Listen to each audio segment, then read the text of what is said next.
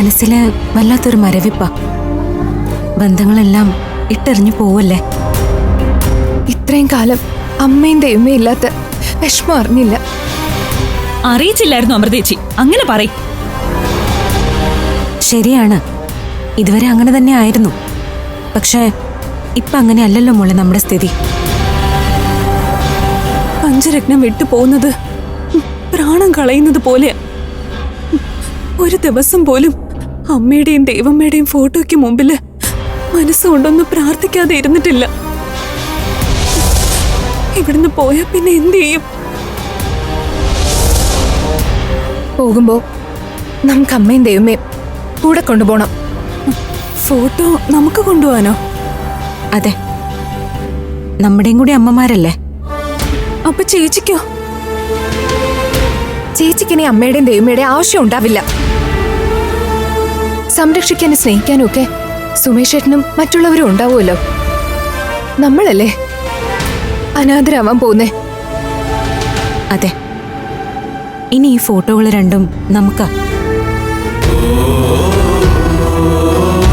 നിങ്ങൾ ഇങ്ങനെ പറഞ്ഞാലും ഫോട്ടോ നമ്മൾ എടുത്തോണ്ട് പോയാ അമൃതേച്ചിക്ക് അത് സഹിക്കാൻ പറ്റില്ല. നമുക്ക് സഹിക്കാൻ പറ്റുന്ന കാര്യങ്ങളാണോ ഇപ്പൊ നടക്കുന്നേ? എന്തുമാത്രം സങ്കടപ്പെടുന്നുണ്ട് നമ്മളിപ്പോ. അത് വെച്ച് നോക്കുമ്പോ അമൃതേച്ചിക്ക് ഒന്നുമില്ല.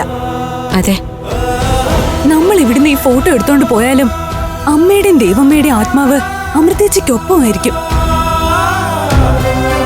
ചേച്ചി ഇപ്പൊ എന്തവസ്ഥയിലാണെങ്കിലും ഇത്രയും നാള് ചെയ്ത കാര്യങ്ങളൊന്നും മറക്കാൻ പറ്റില്ല എനിക്ക്.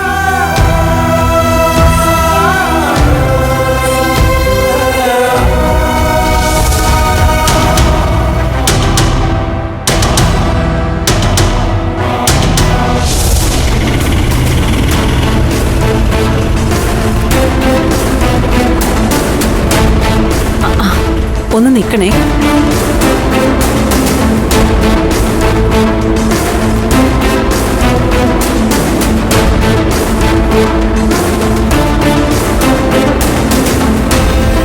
മോളെ അഖിലേ, അനഘേ, ചെവി ഇട്ടൂടെ?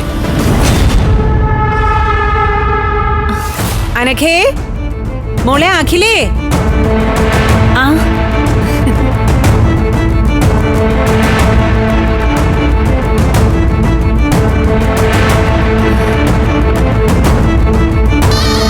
മാമിയോട് ദേഷ്യമാണോ നിങ്ങൾക്ക്?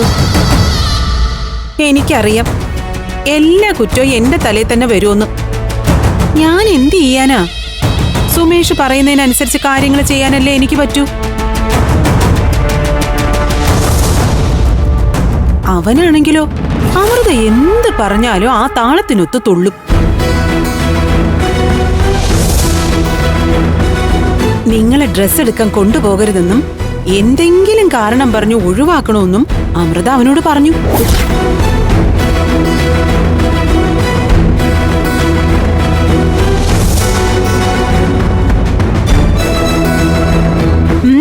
ഞാനത് കേട്ടു.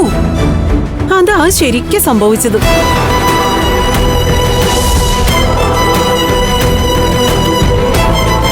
എന്റെ മക്കളുമാരെന്നോട് ക്ഷമിക്ക്. ദേ, ഞാൻ എന്നും നിങ്ങളുടെ കൂടെയാ. പക്ഷെ അമൃതയെ, അവളെ നിങ്ങൾ പൂർണ്ണമായും വിശ്വസിക്കരുത്. അവള് നിങ്ങളെ കൂടെ നിർത്തി ചതിച്ചോണ്ടിരിക്കുക.